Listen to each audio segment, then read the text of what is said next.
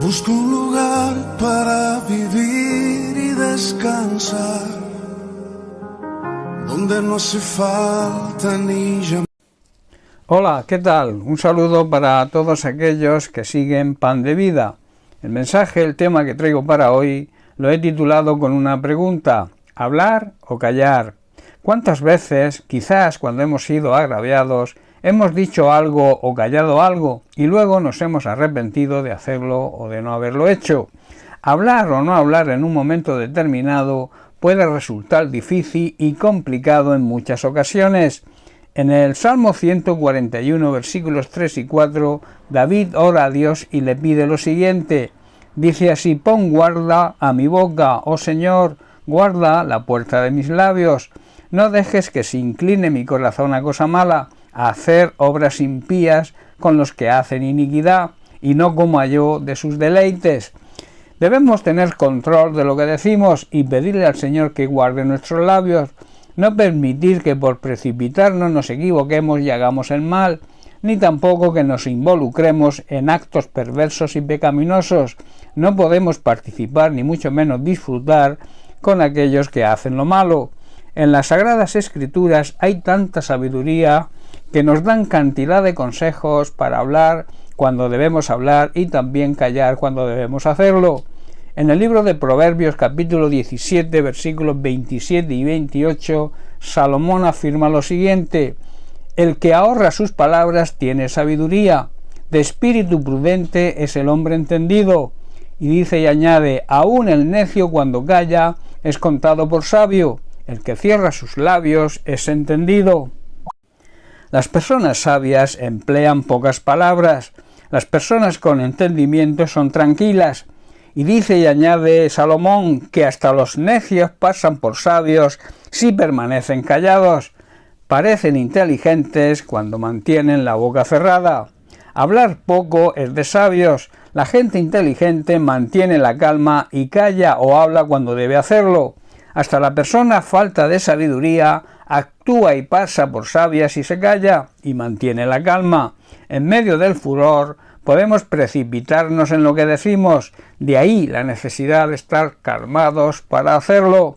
Y Salomón también afirma en Proverbios capítulo 15, verso 23, el hombre, cuando la Biblia habla de hombre se refiere tanto a hombre como a mujer, a todo ser humano sin distinción de género. Dice: el hombre se alegra con la respuesta de su boca, y la palabra a su tiempo cuán buena es. A todo el mundo le gusta una respuesta apropiada. Es hermoso y edificante decir lo correcto en el momento oportuno. También es muy bueno dar buenas respuestas, pero responder a tiempo es aún mejor.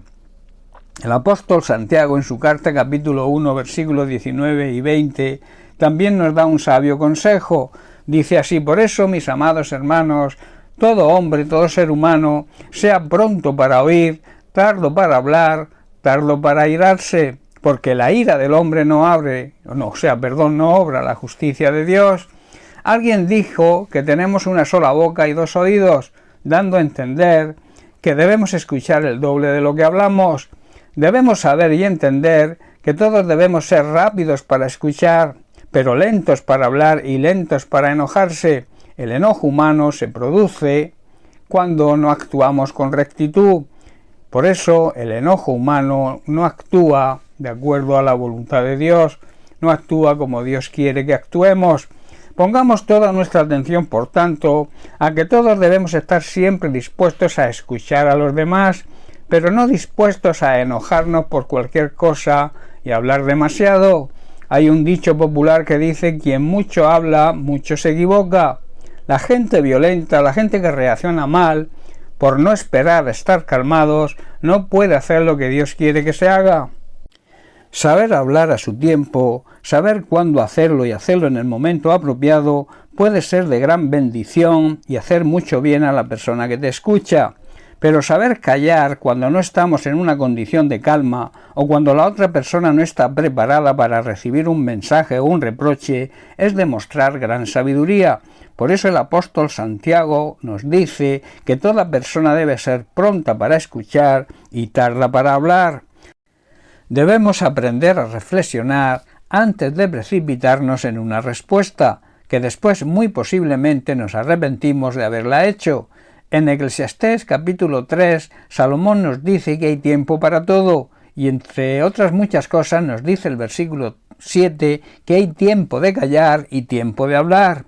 Aprendamos primero a callar, esto demuestra prudencia, para poder luego hablar con acierto y sabiduría. Callar también es humildad y es la mejor forma de aprender, crecer y madurar en sabiduría.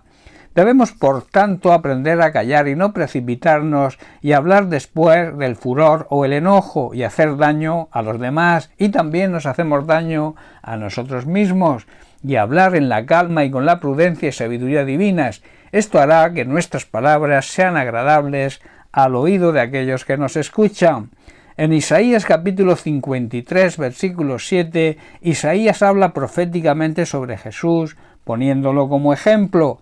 Dice así: angustiado él y afligido, no abrió su boca, como cordero fue llevado al matadero, y como oveja delante de sus trasquiladores enmudeció y no abrió su boca.